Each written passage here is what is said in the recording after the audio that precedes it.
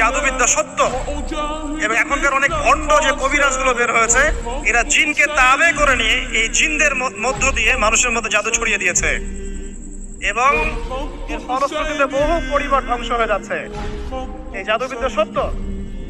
আরো একটা জিনিস সত্য, নবী সাল্লাল্লাহু আলাইহি ওয়াসাল্লাম বলেছেন ইন্না আইনাল হক, চোখের নজর সত্য। নবী করিম সাল্লাল্লাহু আলাইহি ওয়াসাল্লাম বলেছেন চোখের বদ নজর সত্য। এই যে আমরা বলি ফেসবুকে এত বেশি ছবি দিয়েন না ভাই, ছবি তুলেন না, বারবার যে বলি নিষেধ করি, কারণ কি জানেন? একটাই কারণ, বিকজ চোখ লাগাটা সত্য।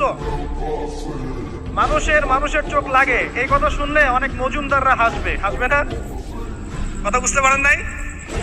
কিন্তু এটা সত্য, কারণ নবী করিম সাল্লাল্লাহু আলাইহি ওয়াসাল্লাম যা বলেছেন সাদাকাল্লাহু ওয়া সাদাকা রাসূলুহুল কারীম।